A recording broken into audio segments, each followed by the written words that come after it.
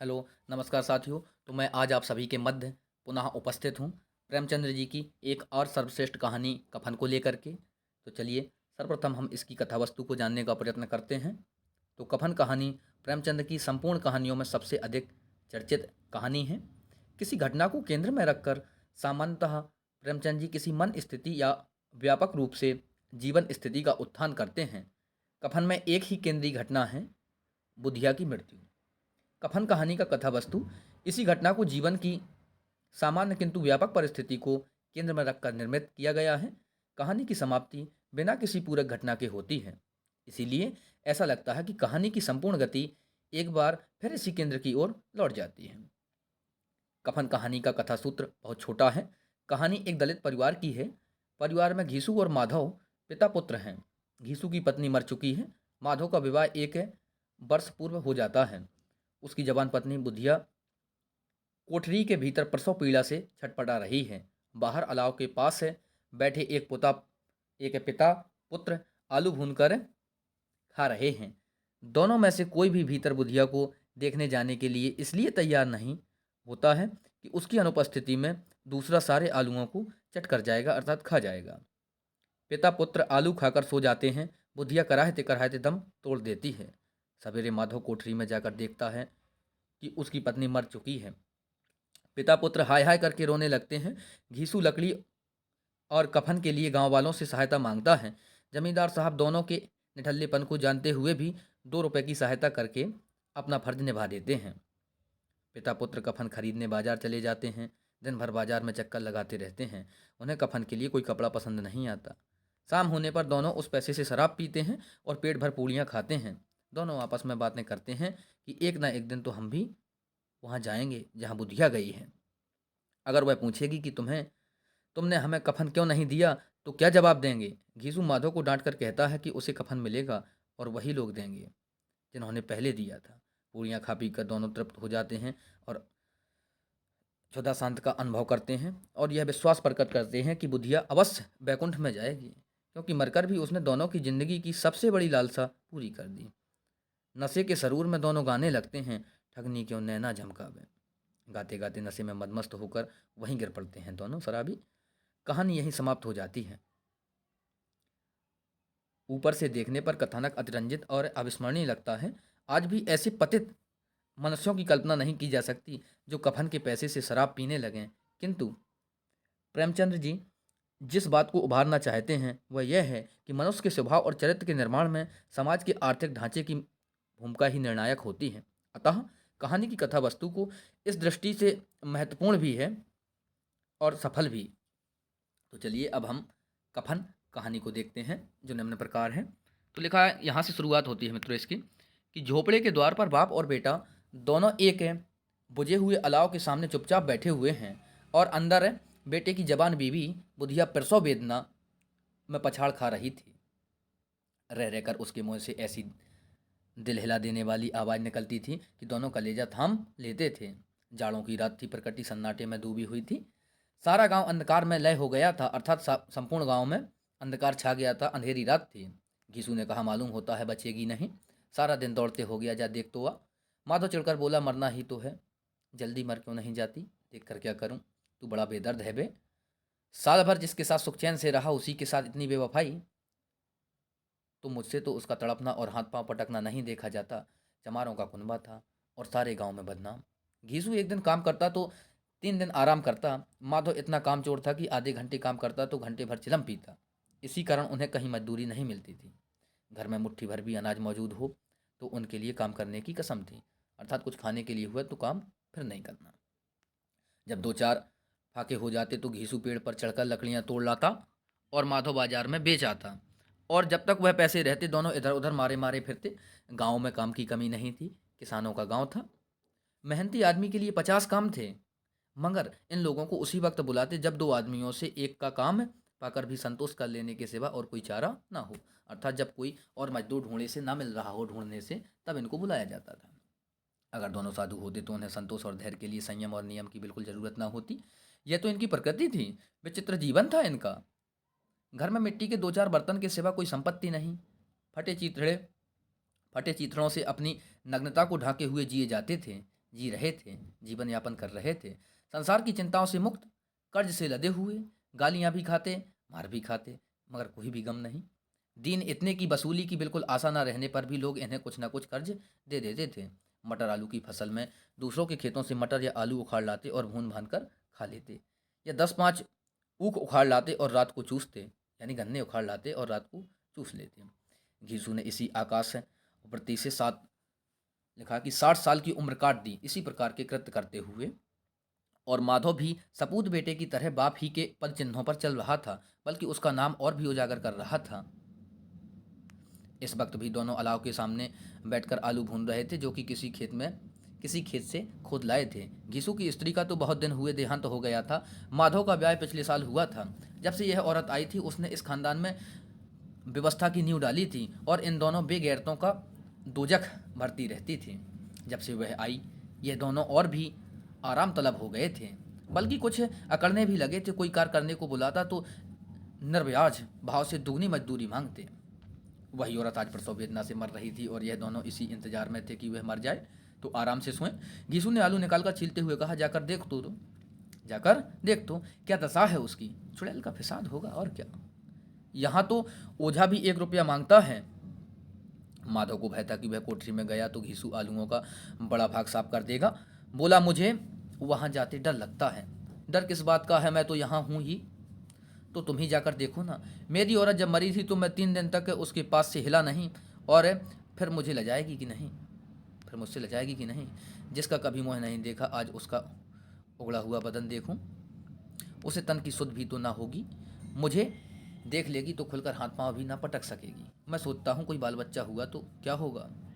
सूंठ गुड़ तेल कुछ भी तो नहीं है घर में, सब कुछ आ जाएगा, भगवान दे दो। जो लोग अभी 1 पैसा नहीं दे रहे हैं वे ही कल बुलाकर रुपए देंगे। मेरे 9 लड़के हुए, घर में कभी कुछ ना था, मगर भगवान ने किसी न किसी तरह बेड़ा पार ही लगाया। जिस समाज में रात दिन मेहनत करने वालों की हालत उनकी हालत से कुछ बहुत अच्छी ना थी, और किसानों के मुकाबले वे लोग जो किसानों की दुर्बलताओं से लाभ उठाना जानते थे कहीं ज़्यादा संपन्न थे, वहाँ इस तरह की मनोवृत्ति का पैदा हो जाना कोई अचरज की बात ना थी। हम तो कहेंगे घीसू किसानों से कहीं ज़्यादा विचारवान था, और किसानों के विचार शून्य समूह में शामिल होने के बदले बैठकबाजों की कुत्सित मंडली में जा मिला था। हाँ, उसमें यह शक्ति ना थी कि बैठकबाजों के नियम और नीति का पालन करता, इसलिए जहाँ उसकी मंडली के और लोग गांव के सरगना और मुखिया बने हुए थे उस पर सारा गांव उंगली उठाता था। फिर भी उसे यह तस्कीन तो थी कि अगर वह फटेहाल है तो कम से कम उन किसानों की सी जी तोड़ मेहनत तो नहीं करनी पड़ती, और उसकी सरलता और निरीहता से दूसरे लोग बेजा फ़ायदा तो नहीं उठाते। दोनों आलू निकाल निकाल कर जल्दी जल्दी खाने लगे। कल से कुछ नहीं खाया था, इतना सब्र ना था कि ठंडा हो जाने दें। कई बार दोनों की ज़बानें जल गईं। छिल जाने पर आलू का बाहरी हिस्सा बहुत ज़्यादा गर्म ना मालूम होता, लेकिन दांतों के तले पड़ते ही अंदर का हिस्सा जबान, हलक और तालू को जला देता था, अर्थात गरम गरम खाने लगे। और उस अंगारे को मुँह में रखने से ज़्यादा खैरियत इसी में थी कि वह अंदर पहुँच जाएँ। वहाँ उसे ठंडा करने के लिए काफ़ी सामान थे, इसीलिए दोनों जल्द जल्द निकल जाते। हालांकि इस कोशिश में उनकी आंखों से आंसू निकल आते अधिक गर्म खाने के कारण। घीसू को उस वक्त ठाकुर की बारात याद आई जिसमें 20 साल पहले वह गया था। उस दावत में उसे जो तृप्ति मिली थी वह उसके जीवन में एक याद रखने लायक बात थी, और आज भी उसकी याद ताज़ी थी। बोला, वह भोज नहीं भूलता तब से फिर उस तरह का खाना और कभी भरपेट नहीं मिला। लड़की वालों ने सबको भरपेट पूड़ियाँ खिलाई थीं, सबको, छोटे बड़े सबने पूड़ियाँ खाईं, और असली घी की चटनी, रायता, 3 तरह के सूखे साग, एक रसेदार तरकारी, दही, चटनी, मिठाई। अब क्या बताऊँ कि उस भोज में क्या क्या स्वाद मिला। कोई रोक टोक नहीं थी, जो चीज़ें चाहो मांगो, जितना चाहो खाओ। लोगों ने ऐसा खाया कि किसी से पानी ना पिया गया। मगर परोसने वाले हैं कि पत्तल में गर्म गर्म गोल गोल सुबासित कचौड़ियाँ डाल देते हैं। मना करते हैं कि नहीं चाहिए, पत्तल पर हाथ रोके हुए हैं, मगर वह हैं कि दिए जाते हैं। और जब सबने मुँह धो लिया तो पान इलायची भी मिली, मगर मुझे पान लेने की कहाँ सुध थी। खड़ा हुआ ना जाता था। चटपट जाकर अपने कंबल पर लेट गया। ऐसा दिल दरियाव था वह ठाकुर। माधव ने इन पदार्थों का मन ही मन मजा लेते हुए कहा, अब हमें कोई ऐसा भोज नहीं खिलाता। अब कोई क्या खिलाएगा, वह जमाना दूसरा था। अब तो सबको किफ़ायत सूझती है। शादी ब्याह में मत खर्च करो, क्रियाक्रम में मत खर्च करो। पूछो गरीबों का माल बटोर बटोर कर कहाँ रखोगे। बटोरने में तो कमी नहीं है, हाँ खर्च में किफ़ायत सूझती है। तुमने 20 एक पूड़ियाँ खाई होंगी, 20 से ज़्यादा खाई थी, 20 से ज़्यादा खाई थी। मैं 50 खा जाता, 50 से कम मैंने ना खाई होंगी। अच्छा पट्टा था, तू तो मेरा आधा भी नहीं है। आलू खाकर दोनों ने पानी पिया और वहीं अलाव के सामने अपनी धोतियाँ ओढ़कर पाँव पेट में डाले सो रहे थे, जैसे दो बड़े बड़े अजगर गेंडुलियाँ मारे पड़े हों। और बुधिया वहीं अभी तक करा रही थी। आगे देखते हैं। सवेरे माधव ने कोठरी में जाकर देखा तो उसकी स्त्री ठंडी हो गई थी। उसके मुंह पर मक्खियां भिनक रही थी, पथराई हुई आंखें ऊपर टंगी हुई थीं, सारी देह धूल से लथपथ हो रही थी। उसके पेट में बच्चा मर गया था। माधव भागा हुआ घीसू के पास आया। फिर दोनों जोर जोर से हाय हाय करने लगे और छाती पीटने लगे। पड़ोस वालों ने यह रोना धोना सुना तो दौड़े आए और पुरानी मर्यादा के अनुसार इन अभागों को समझाने लगे, मगर ज़्यादा रोने पीटने का अवसर न था। कफन की और लकड़ी की फिक्र करनी थी। घर में तो पैसा इस तरह गायब था जैसे चील के घोंसले में मांस। बाप बेटे रोते हुए गांव के जमींदार के पास गए। वह इन दोनों की सूरत से नफरत करते थे। कई बार इन्हें अपने हाथों से पीट चुके थे। चोरी करने के लिए, वादे पर काम पर न आने के लिए। पूछा, क्या है बे घिसुआ, रोता क्यों है? अब तो तू कहीं दिखलाई भी नहीं देता, मालूम होता है इस गांव में रहना नहीं चाहता। घीसू ने जमीन पर सिर रखकर आंखों में आंसू भरे हुए कहा, सरकार बड़ी विपत्ति में हूँ। माधव की घरवाली रात को गुजर गई। रात भर तड़पती रही सरकार। हम दोनों उसके सिरहाने बैठे रहे, दवा दारू जो कुछ हो सका सब कुछ किया, मुदा वह हमें दगा दे गई। अब कोई एक रोटी देने वाला भी ना रहा। मालिक तबाह हो गए, घर उजड़ गया। आपका गुलाम हूँ, अब आपके सिवा कौन उसकी मिट्टी पाल लगाएगा? हमारे हाथ में तो जो कुछ था वह सब तो दवा दारू में उड़ गया। आगे लिखा है, सरकार की ही दया होगी तो उसकी मिट्टी उठेगी, आपके सिवा किसके द्वार पर जाऊं? जमींदार साहब दयालु थे। लिखा, जमींदार साहब दयालु थे, मगर घीसू पर दया करना काले कंबल पर रंग चढ़ाना था। जी मैं तो आया, कह दें चल दूर हो यहाँ से, यूँ तो बुलाने से भी नहीं आता। आज जब गरज पड़ी तो आकर खुशामद कर रहा है, हरामखोर कहीं का बदमाश। लेकिन यह क्रोध या दंड देने का अवसर न था। जी मैं कुड़ते हुए 2 रुपये निकाल कर फेंक दिए।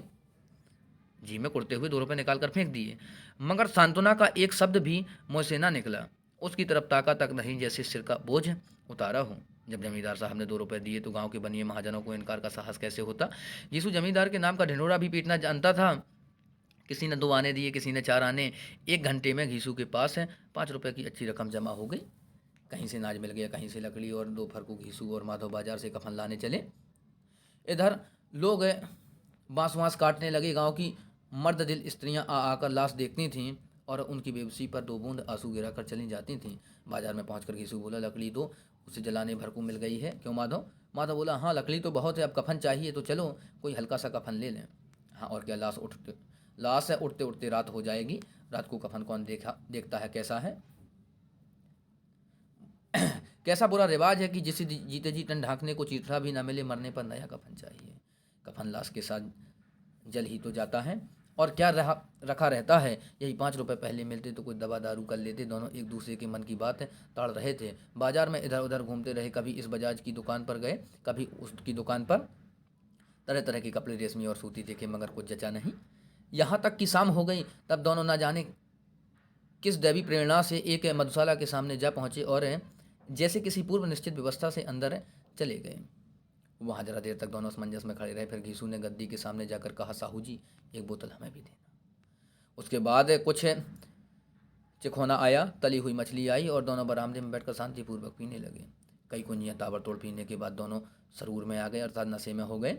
घीसू बोला, कफन लगाने से क्या मिलता, आखिर जल ही तो जाता, कुछ बहू के साथ तो ना जाता। माधव आसमान की तरफ देखकर बोला, मानो देवताओं को अपनी निष्पापता का साक्षी बना रहा हो। दुनिया का दस्तूर है, नहीं लोग बामनों को हजारों रुपए क्यों दे देते हैं?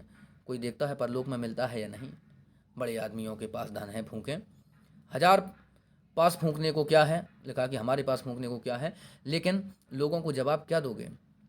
लोग पूछेंगे, नहीं कफन कहाँ है? घीसू हंसा। अब कह देंगे कि रुपए कमर से खिसक गए, बहुत ढूंढा मिले नहीं। लोगों को विश्वास ना आएगा, लेकिन फिर वही रुपए देंगे। माधव भी हंसा इस अनपेक्षित सौभाग्य पर। बोला, बड़ी अच्छी थी बेचारी, मरी तो खूब खिला पिला कर। आधी बोतल से ज़्यादा उड़ गई। घीसू ने 2 सेर पूड़ियाँ मंगाई, चटनी, अचार, कलेजियाँ। शराब खाने के सामने ही दुकान थी। माधव लपक कर 2 पत्तलों के सारे सामान ले आया। पूरा 1.5 रुपया खर्च हो गया, सिर्फ थोड़े से पैसे बच रहे। दोनों इस वक्त इस शान से बैठी पूड़ियाँ खा रहे थे जैसे जंगल में कोई शेर अपना शिकार उड़ा रहा हो। न जवाबदेही का खौफ था, न बदनामी की फिक्र। इन सब भावनाओं को उन्होंने बहुत पहले ही जीत लिया था। घीसू दार्शनिक भाव से बोला, हमारी आत्मा प्रसन्न हो रही है तो क्या उसे पुण्य ना होगा? माधव ने श्रद्धा से सिर झुकाकर तस्दीक दी, जरूर से जरूर होगा। भगवान तुम अंतर्यामी हो, उसे बैकुंठ ले जाना। हम दोनों हृदय से आशीर्वाद दे रहे हैं, आज तो भोजन मिला, वह कभी उम्र भर ना मिला था। एक क्षण के बाद माधव के मन में एक शंका जागी। बोला, क्यों दादा, हम लोग भी एक ना एक दिन वहाँ जाएंगे ही। यीशु ने इस भोले भाले सवाल का कुछ उत्तर ना दिया। वह परलोक की बातें सोचकर इस आनंद में बाधा ना डालना चाहता था। जो वहाँ हम लोगों से पूछे कि तुमने हमें कफन क्यों नहीं दिया था, तो क्या कहोगे? कहेंगे तुम्हारा सिर। पूछेगी तो जरूर, तू कैसे जानता कि उसे कफन ना मिलेगा? तू मुझे ऐसा गधा समझता है? 60 साल क्या दुनिया में घास खोदता रहा हूँ, उसको कफन मिलेगा और बहुत अच्छा मिलेगा। माधव को विश्वास ना आया। बोला, कौन देगा? रुपए तो तुमने चट कर दिए। वह तो मुझसे पूछेगी, उसकी मांग में तो सिंदूर मैंने डाला था, कौन देगा? बताते क्यों नहीं? वही लोग देंगे जिन्होंने अब की दिया था, अर्थात अभी दिया। हाँ, अब की रुपए हमारे हाथ ना आएंगे। ज्यों ज्यों अंधेरा बढ़ता गया और सितारों की चमक तेज होती गई, मधुशाला की रौनक भी बढ़ती जाती थी। कोई गाता था, कोई डींग मारता था, कोई अपने संगी के गले लिपटा जाता था, कोई अपने दोस्त के मुँह से कुल्हड़ लगाए देता था। वहाँ के वातावरण में जरूर सरूर था, हवा में नशा था। कितने तो यहाँ आकर एक चुल्लू में मस्त हो जाते। शराब से ज़्यादा यहाँ की हवा उस पर नशा करती थी। जीवन की बाधाएं यहाँ खींच लाती थीं और कुछ देर के लिए यह भूल जाते थे कि वे जीते हैं या मरते हैं, या ना जीते हैं या ना मरते हैं। और ये दोनों बाप बेटे अभी भी मजे ले लेकर चुस्कियाँ ले रहे थे। सबकी निगाहें इनकी ओर जमी हुई थीं। दोनों कितने भाग्य के बली हैं। पूरी बोतल बीच में है। भरपेट खाकर माधव ने बची हुई पूड़ियों को पत्तल उठा करके एक भिखारी को दे दिया, जो खड़ा इनकी ओर भूखी आंखों से देख रहा था और देने के गौरव, आनंद और उल्लास का अपने जीवन में पहली बार अनुभव किया। यीशु ने कहा, ले जा, खूब खा और आशीर्वाद दे। जिसकी कमाई है वह तो मर गई, मगर तेरा आशीर्वाद उसे जरूर पहुंचेगा। रोए रोए से आशीर्वाद दो, बड़ी गाढ़ी कमाई के पैसे हैं। माधव ने फिर आसमान की तरफ देखकर कहा, वह बैकुंठ में जाएगी दादा, बैकुंठ की रानी बनेगी। यीशु खड़ा हो गया और जैसे उल्लास की लहरों में तैरता हुआ बोला, हाँ बेटा, बैकुंठ में जाएगी। किसी को सताया नहीं, किसी को दबाया नहीं, मरते मरते हमारी ज़िंदगी की सबसे बड़ी लालसा पूरी कर गई। वह ना बैकुंठ जाएगी तो क्या ये मोटे मोटे लोग जाएंगे, जो गरीबों को दोनों हाथों से लूटते हैं और अपने पाप को धोने के लिए गंगा में नहाते हैं और मंदिरों में जल चढ़ाते हैं? श्रद्धालुता का यह रंग तुरंत ही बदल गया। अस्थिरता नशे की खासियत है। लिखा है कि अस्थिरता नशे की खासियत है। दुख और निराशा का दौरा हुआ। माँ तो बोला, मगर दादा, बेचारी ने जिंदगी में बड़ा दुख भोगा, कितना दुख झेलकर मरी है। वह आंखों पर हाथ रखकर रोने लगा, चीखें मार मार कर। यीशु ने समझाया, क्यों रोता है बेटा? खुश हो कि वह मायाजाल से मुक्त हो गई, जंजाल से छूट गई। बड़ी भाग्यवान थी जो इतनी जल्दी मोह माया के बंधन तोड़ दिए। और दोनों खड़े होकर गाने लगे, ठगनी क्यों नैना झमकावे ठगनी। पियक्कड़ों की आंखें इनकी ओर लगी हुई थीं और ये दोनों अपने दिल में मस्त गाए जाते थे। फिर दोनों नाचने लगे, उछले भी, कूदे भी, गिरे भी, मटके भी, भाव भी बताए, अभिनय भी किए और आखिर नशे में मदमस्त होकर वहीं गिर पड़े। तो मित्रों, इस प्रकार से इस कहानी का अंत हो जाता है। तो उम्मीद करते हैं कि आप वीडियो के अंत तक रहेंगे और देखेंगे। तो चलिए मिलते हैं आपसे एक नई कहानी को लेकर के। जय हिंद।